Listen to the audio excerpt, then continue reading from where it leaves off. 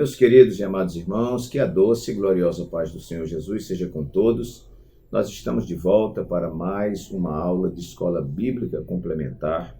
Esta aula que tem um compromisso com a poderosa, inerrante e infalível Palavra de Deus. Eu sou o pastor Walter Pereira e semanalmente eu comento a lição de adultos que é publicada pela Casa Publicadora das Assembleias de Deus.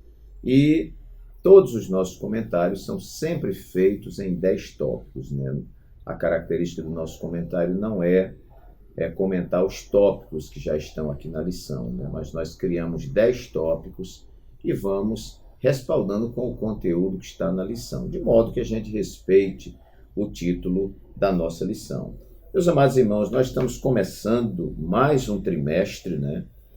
E a lição que vamos estudar é esta aqui, né? Lição que trata sobre "E o Verbo se fez carne", Jesus sob o olhar do apóstolo do amor, que é o apóstolo João.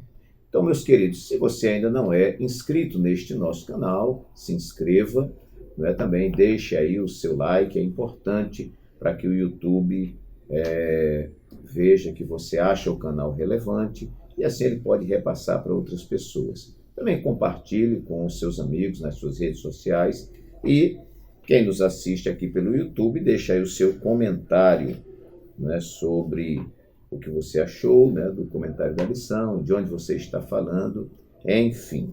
Muito bem, esta lição, irmãos, nós estamos aí sendo brindados, né, pelo nosso indigno pastor Elienay Cabral, que é o comentarista desta lição. Ele atua como consultor doutrinário e teológico da CGADB e da CPAD e também é um conferencista e autor de diversas obras aí editadas pela Casa Publicadora das Assembleias de Deus. Então, vale a pena o comentário ao longo desse trimestre, né, que já é o segundo trimestre de 2025, né, o ano está voando, né, nós vamos estudar aqui a primeira lição, o Verbo se tornou em carne. A segunda lição, o novo nascimento, tema muito importante. Terceira lição, a verdadeira adoração. Quarta lição, Jesus, o pão da vida. Quinta lição, a verdade que liberta. Sexta lição, o bom pastor e suas ovelhas. Sétima lição, eu sou a ressurreição e a vida. Oitava lição, uma lição de humildade. Nona lição, o caminho, a verdade e a vida. A 10ª lição, nós falaremos sobre a promessa do Espírito, né? 11ª lição, a intercessão de Jesus pelos discípulos. Lição número 12, do julgamento à ressurreição. E a lição número 13, renovação da esperança. Como eu falei, o comentarista desse trimestre é o pastor Elienay Cabral. Então, meus irmãos, a lição que vamos estudar hoje é a lição número 1, para 6 de abril de 2025, cujo título, O Verbo se tornou em carne. O texto áureo nos diz: "E o Verbo se fez carne e habitou entre nós, e vimos a sua glória como a glória do unigênito do Pai, cheio de graça e de verdade." Evangelho de João, capítulo 1, versículo 14. A verdade prática nos diz: o Verbo de Deus inseriu-se na história, assumindo a forma de homem para redimir os pecadores. Nossa lição bíblica em classe se encontra no Evangelho de João, capítulo 1, versículos de 1 a 14, que nos diz assim: "No princípio era o Verbo, e o Verbo estava com Deus, e o Verbo era Deus. Ele estava no princípio com Deus. Todas as coisas foram feitas por ele, e sem ele nada do que foi feito se fez. Nele estava a vida, e a luz era a luz dos homens. E a luz resplandece nas trevas, e as trevas não a compreenderam. Houve um homem enviado de Deus, cujo nome era João. Este veio para testemunho, para que testificasse da luz, para que todos crescem por ele. Não era ele a luz, mas veio para que testificasse da luz, que é Jesus", né? Versículo 9. "Ali estava a luz verdadeira, que alumia a todo homem que vem ao mundo. Ela estava no mundo, e o mundo foi feito por ele, e o mundo não o conheceu. Veio para o que era seu, e os seus não o receberam. mas a todos quantos o receberam, deu-lhes o poder de serem feitos filhos de Deus, a saber, os que creem no seu nome, os quais não nasceram do sangue, nem da vontade da carne, nem da vontade do varão, mas de Deus. E o Verbo se fez carne e habitou entre nós, e vimos a sua glória como a glória do unigênito do Pai, cheio de graça e de verdade. Esse versículo é o nosso texto áureo. Nossa lição tem aí uma introdução. No primeiro tópico vai tratar sobre o Evangelho de João, uma explicação sobre esse Evangelho, a autoria e data, propósito do Evangelho. Segundo tópico, Jesus, o Verbo de Deus. Terceiro tópico, a lição vai tratar sobre a encarnação do Verbo e, por fim, então, uma conclusão.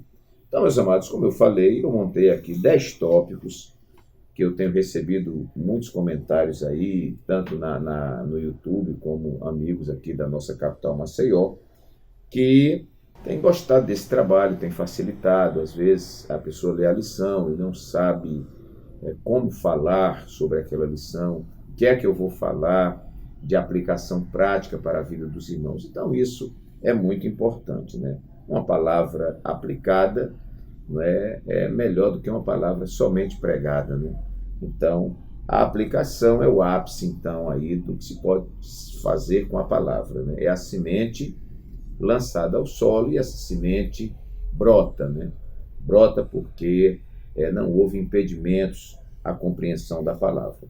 Muito bem.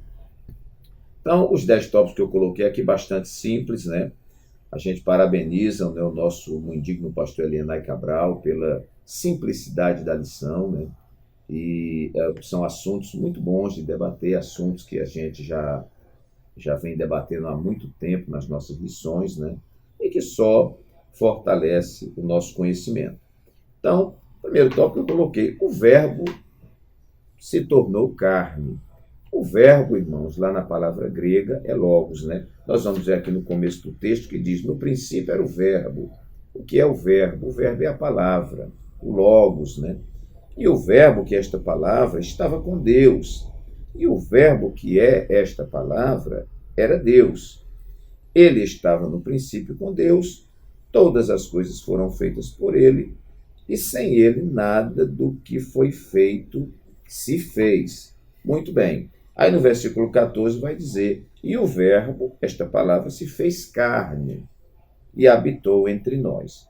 Então, uma coisa interessante é o verbo, que é Jesus, Jesus é a palavra, não há entre eles incoerência, discordância, dissonância, mas uma perfeita harmonia, Então, meus queridos, esse verbo se tornou carne, fala então da encarnação de Jesus. E isso tem muitas implicações. Primeiro, porque Deus precisa se autorreduzir, Deus precisa se autoadequar, Deus precisa se autoconceder, se autorrevelar, e ser introduzido no ventre de uma mulher.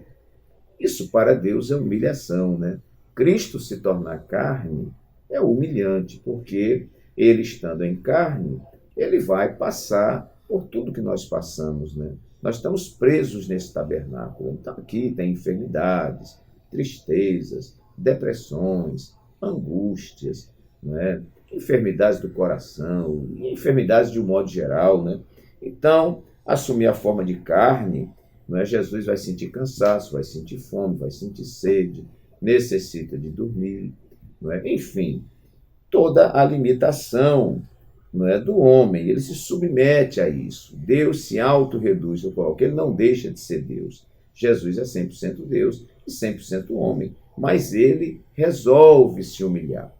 Nós vamos ver lá em Filipenses 2, que diz que ele sendo em forma de Deus, não teve por usurpação ser igual a Deus. Se ele dissesse, eu sou igual a Deus, isso não seria usurpação.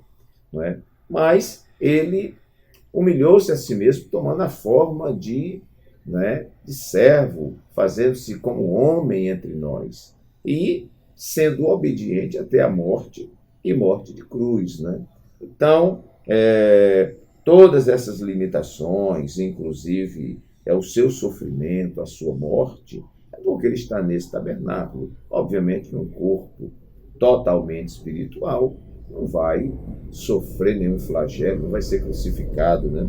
Mas Jesus, enquanto carne, né, enquanto homem humanizado, né, entre nós, ele passou por tudo isso. E o fato do Verbo se tornar carne também cumpre aí uma exigência de Deus, porque ele vai se oferecer em sacrifício.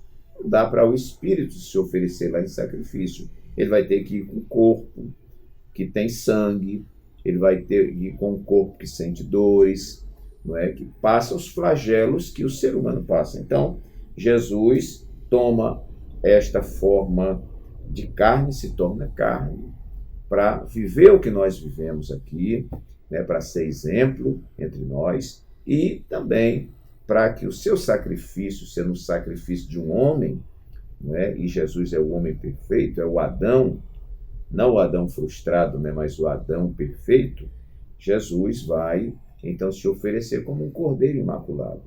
Então, ele vai ter que derramar sangue, né? Então, ele não pode fugir dessa questão da carne. Segundo lugar, eu coloquei o verbo que habitou entre nós. Em Isaías vai dizer que seu nome é Emanuel, Deus conosco. Não só o fato dele ser carne, né? Certo teólogo diz que o verbo que se tabernaculou, não é, entre nós, o verbo que armou a sua tenda entre nós, Jesus viveu entre nós. Então aqui não é somente a questão da carne, com aquilo que padece e aquela coisa toda, mas Jesus habitando entre nós fala de relacionamento, né? Jesus andou com os discípulos, ele ensinou aos discípulos, ele ensinava as multidões, não é? Jesus entrava na casa das pessoas, entrou na casa de Marta, de Maria, esteve com elas lá. Isso é Jesus entre nós, tabernaculado, né? Entre nós. Muito bem, vamos ver aqui o terceiro tópico e o subtópico 3 da nossa lição, que dá um respaldo para isso aqui. 3.3 diz assim: a frase "o verbo se fez carne" sugere a humanização de Jesus, que passou a viver entre os homens. Mais embaixo, a expressão "e habitou entre nós", no texto grego, essa expressão indica que o verbo armou o seu tabernáculo ou tenda entre nós. Antes, Deus habitava numa tenda montada pelo seu povo. Agora, de acordo com as palavras do evangelista, ele reside entre nós, representando a manifestação plena da presença divina no mundo. Então, primeiro, o verbo se tornou carne. Segundo, o verbo habitou entre nós, né? Jesus andou com seus discípulos, comeu com seus discípulos, certamente dormiu com seus discípulos, viajou com seus discípulos, né? Isso é ele com a tenda armada entre nós. Terceiro lugar, o verbo que materializou a glória de Deus. Ninguém nunca viu a Deus, né? Se alguém ver a Deus, morre. Não é? A glória de Deus é muito grande. Deus não pode ser delimitado porque ele é Deus, né? E nós não temos estrutura para vermos Deus em sua totalidade, né? Então, quando Jesus esteve entre os discípulos, ele se transfigurou, foi uma amostra grátis da manifestação do reino de Deus.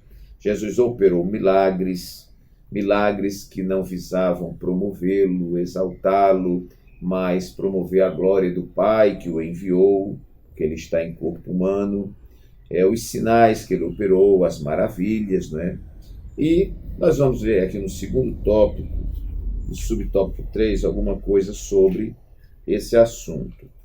Segundo tópico, subtópico 3. É só um pedacinho final que diz assim: assim, o conceito mais apropriado para logos encontra-se em Jesus, que representa a expressão da divindade, a revelação de Deus. Então, o que nós queremos dizer neste tópico é que este verbo, quando ele se materializa, né, quando ele encarna, não é, e vem estar entre nós, a encarnação do verbo, né, o verbo se tornando carne, ele veio com este propósito também, não somente a redenção do homem, mas glorificar o Pai.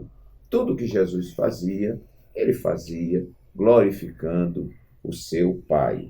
Então, o Verbo que materializou a glória de Deus e que trouxe ao nosso ambiente, que trouxe a nossa limitação, que trouxe à nossa compreensão a glória de Deus. O que é a glória de Deus?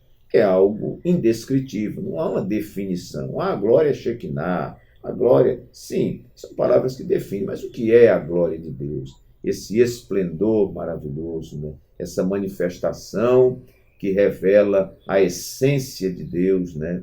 Em sua plenitude. Então, meus queridos, Jesus vem para dar, vamos dizer, uma demonstração reduzida ao nosso mundo, a nossa compreensão e a nossa assimilação da glória de Deus. Ele depois vai dizer na sua oração: Pai, que eu volte a ter, aquela glória que tinha contigo antes da fundação do mundo. Isso aí é outra dimensão.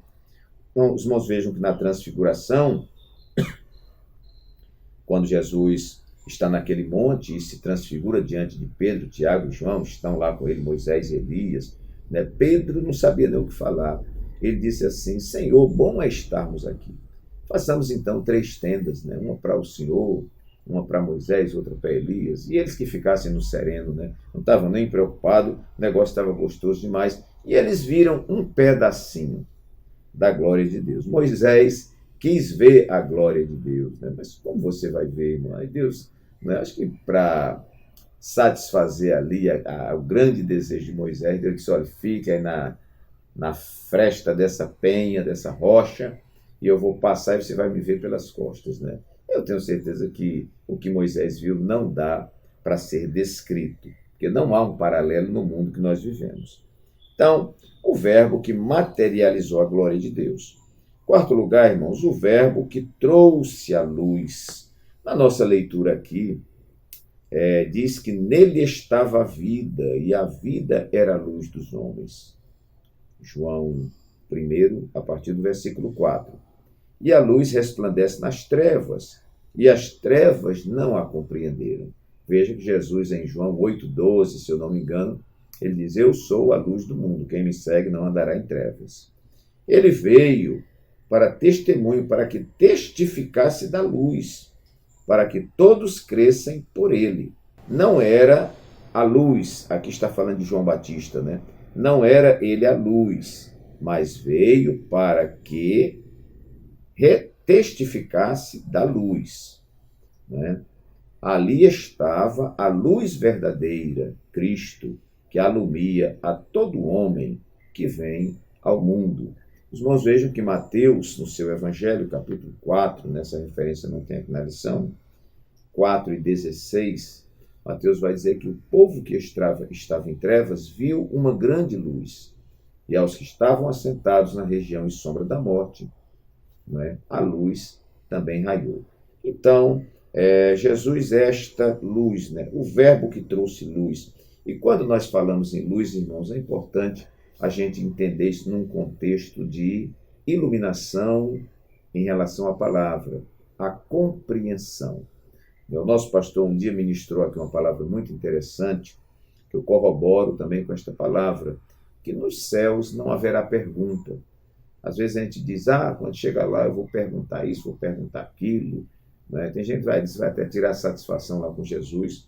Mas, quando nós chegarmos lá, irmãos, a iluminação, o conhecimento, a sabedoria, o entendimento, não esse entendimento dessa mente caída, limitada pelo pecado, atrofiada, nublada, Não, lá é compreensão plena. Então, nós vamos entender tudo. Nós vamos entender por que bebês morreram. Nós vamos entender por que pessoas perderam o pai tão cedo, perderam a mãe tão cedo. Você vai olhar o ambiente, a atmosfera, e você vai entender. Terceiro tópico, os subtópicos 1 e 2, deixe-me ler aqui também, fala assim: João identifica Jesus como o Criador de todas as coisas, mediado pelo Pai através do poder da sua palavra. A seguir, ele faz uma distinção entre luz e trevas, que é João 1, 4, 5, nós lemos aqui. As trevas simbolizam a obscuridade espiritual provocada pelo pecado. No entanto, Deus enviou João Batista para testemunhar e proclamar sobre a luz. A verdadeira luz é Cristo, que foi anunciado por João Batista, mas que os homens decidiram rejeitar, infelizmente. No segundo subtópico, vai dizer, terceiro tópico, subtópico 2, mais embaixo. Tanto aos judeus quanto aos gentios, a luz manifestou-se para revelar o plano divino de redenção a toda a humanidade. Então, quarto lugar, o verbo que trouxe luz. Quinto lugar, o verbo que evidenciou a palavra. Plano de aula do mestre aqui no setor aplicação vai dizer assim: ao explorarmos a doutrina da encarnação do verbo, o verbo se fez carne, devemos imediatamente relacionar esse princípio à manifestação da palavra de Deus na vida humana. Assim como o verbo divino entrou na história para oferecer salvação ao homem pecador, a palavra de Deus se revela nas nossas vidas para nos transformar por completo. Os irmãos vejam bem, no Antigo Testamento, os profetas, tomados pelo Espírito de Deus, eles diziam, assim diz o Senhor, e pronunciava a palavra de Deus. Veja que Jesus é o verbo. Nos seus dias, ele dizia assim, vocês sabem como está escrito lá na lei, vocês sabem como está escrito lá nos profetas, assim, assim, porém eu vos digo. E Jesus trazia agora, não uma mudança da palavra, uma alteração da palavra, mas ele trazia uma reinterpretação da palavra, uma palavra iluminada. Então, meus amados irmãos, Jesus vem para clarear a palavra. Os irmãos vejam que Jesus era um contador de parábola. Não obstante a parábola ter dois objetivos, um de ocultar e outro de esclarecer, Então, Jesus, ele veio e ensinava textos obscuros do Antigo Testamento, as pessoas não compreendiam. Jesus vinha e explicava. Jesus não só explicava a palavra, como ele vivia a palavra e ele era a palavra. Então, ele evidenciou, ele destacou a palavra. É como se ele dissesse, se você ler e não entender, olhe para mim, me leia e você vai entender todas as coisas. Porque Jesus andou, Jesus não precisava obedecer a palavra, Jesus não precisava crer na palavra, Jesus é a palavra. Então, muitas vezes, o que ele fazia para evidenciar esta palavra? Às vezes ele ensinava a palavra. Não ficou tão claro. Ele operava um milagre que clareava a palavra. Ou, quando ele operava um milagre, ele não operava o milagre somente pelo milagre, ele, em cima daquele milagre, ele trazia a lição prática, objetiva, e aplicativa à vida do seu público. Sexto lugar, o verbo que é eterno. Tópico aqui simples, mas o verbo que é eterno. Assim como Jesus é eterno, ele é Deus, o Pai é eterno, o Espírito Santo é eterno, o Filho é eterno, a palavra também é eterna. 2. Tópico 2, subtópicos 1 e 2. Vai dizer assim: quando o apóstolo João redigiu a introdução do primeiro capítulo do seu evangelho, ele vai dizer, no princípio era o verbo, é provável que tenha como referência Gênesis 1:1. No princípio criou Deus os céus e a terra e tal. Esse primeiro versículo do evangelho mostra que o verbo é Deus. No princípio, que o verbo é Deus no princípio, possuindo assim uma existência infinita. Ou seja, não tem começo nem fim. Então, eterna, Assim, muito além do passado, desde o princípio, o verbo já existia com Deus, estava com Deus e é Deus. No subtópico 2, nós temos também aqui uma pequena explicação que diz: tal como Deus é eterno, também o Verbo o é. Mais adiante, em Apocalipse, o apóstolo João descreve o Verbo como o Alfa e o Ômega. Glória a Deus. O princípio e o fim, diz o Senhor, né? Aquele que é, que era e que há de vir, o Deus Todo-Poderoso. Então, meus queridos, fica esse tópico aí, o sexto, né? O Verbo que é eterno. Sétimo lugar, o Verbo que ligou o material ao espiritual. Muito bom. Vamos para o plano de aula no setor motivação, que vai dizer assim: a expressão o Verbo que se tornou em carne, preste atenção, alude diretamente ao versículo 14 de João 1, né?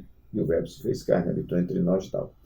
Nesse texto, João descreve nosso Senhor como o Verbo divino, que assumiu a forma humana. Tudo bem.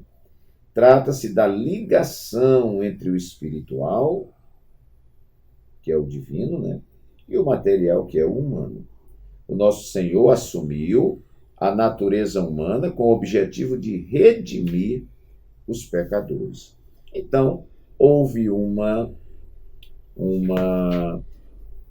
ligação, né, com essa manifestação do Verbo, o Verbo se tornando carne, há uma ligação do material com o espiritual.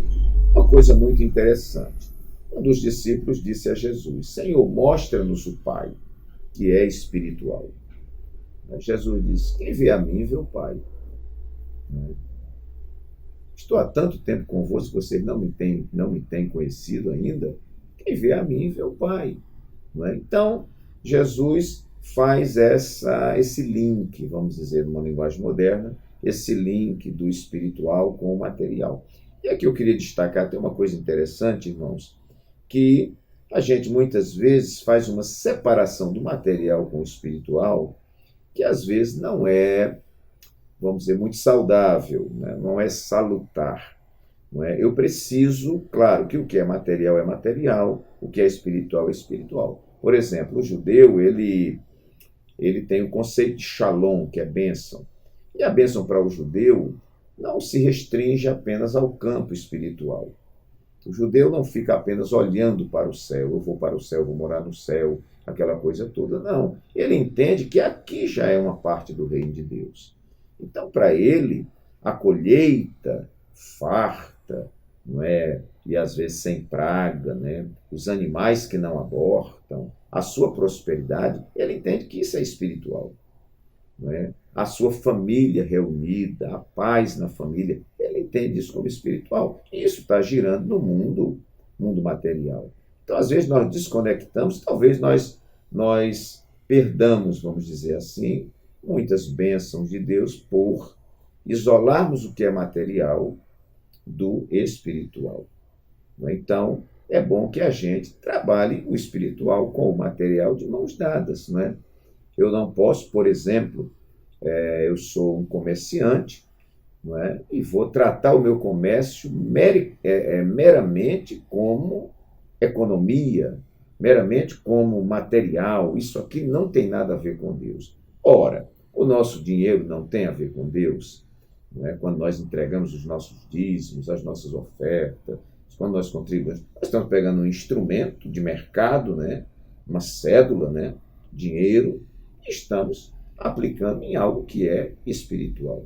Então, eu posso dizer que eu posso ter um dinheiro na mão e esse dinheiro ser um dinheiro abençoado. Ou ter um dinheiro na mão que seja um dinheiro amaldiçoado. Coisa desse tipo. Não sei se deu para os irmãos entenderem bem. Então, a minha casa que seja espiritual também. O meu trabalho que seja também. Você tem sua loja, tem seu comércio. Antes de abrir sua loja, faça uma oração. Não, mas agora eu vou negociar. Mas você precisa da bênção de Deus. Jesus disse: sem mim, nada podeis fazer. Você casa, quer que sua esposa tenha um filho, jogue isso no mundo espiritual também. Não é? Senhor, essa criança é para a glória do teu nome e tal, e vamos lá. Então, é o verbo que ligou o material com o espiritual, ou o material ao espiritual. Oitavo e antepenúltimo lugar, o Verbo que manifestou a graça. Não é? Nós sabemos, irmãos, que tudo que temos e tudo que somos é fruto da graça e da misericórdia de Deus. A manifestação de Jesus como Verbo encarnado está muito ligado a João 3,16, porque Deus amou o mundo de uma maneira tão especial que deu seu Filho. Deu seu Filho, não Espírito, deu seu Filho, um homem, não é? Um homem com carne e osso, vivendo entre nós. Não é? Então, isso é fruto do amor de Deus e da graça de Deus. Porque essa encarnação do Verbo, ou Jesus que encarna, não é? E fica entre nós, né? O Emanuel, não é? Isso tudo reflete a graça de Deus, porque nossa salvação, todo o nosso futuro espiritual estava dependendo disso. E se Jesus não vem?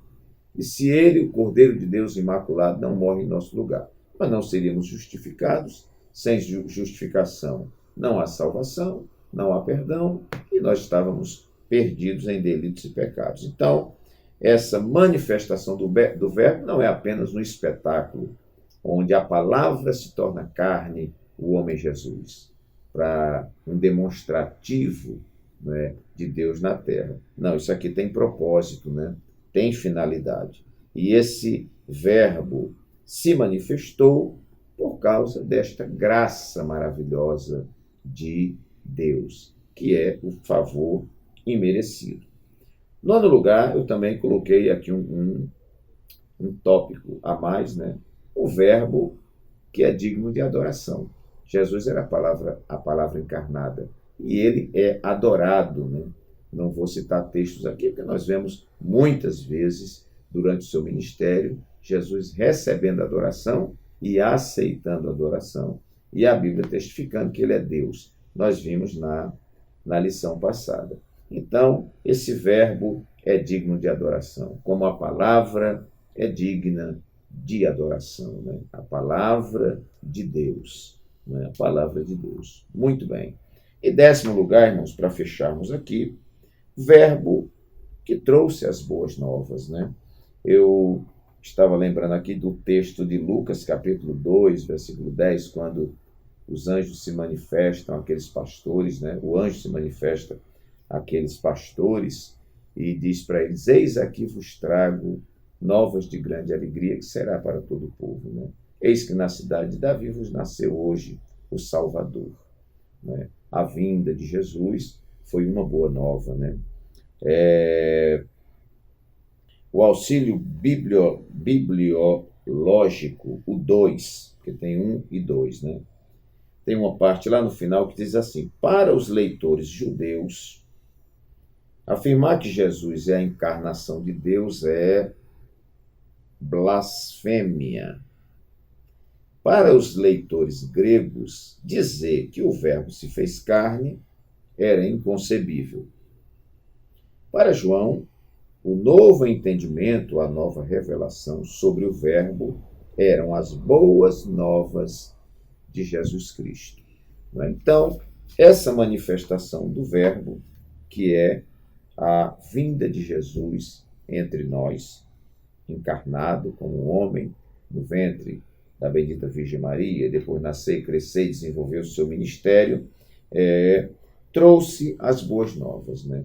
Todo o Antigo Testamento é construído em cima de uma expectativa que pode se consumar em um tempo qualquer, que os profetas não sabem, não é? Nem Moisés sabe, enfim.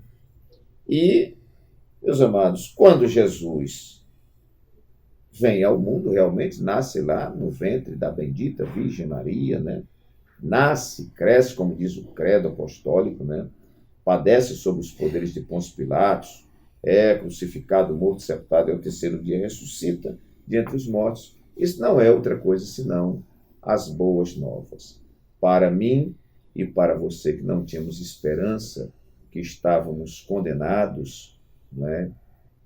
Tratados como filhos da ira, inimigos de Deus, destituídos da glória de Deus, vem Jesus, aquele que vem fazer por mim o que eu não pude fazer.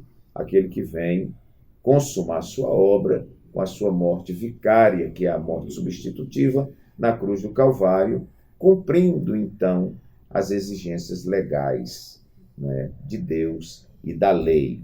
E, com isso, facultando a todos nós uma tão grande salvação. Meus amados irmãos, que Deus assim nos abençoe, que o Espírito Santo fale mais alto ao seu coração e até o nosso próximo encontro, se Deus assim o permitir.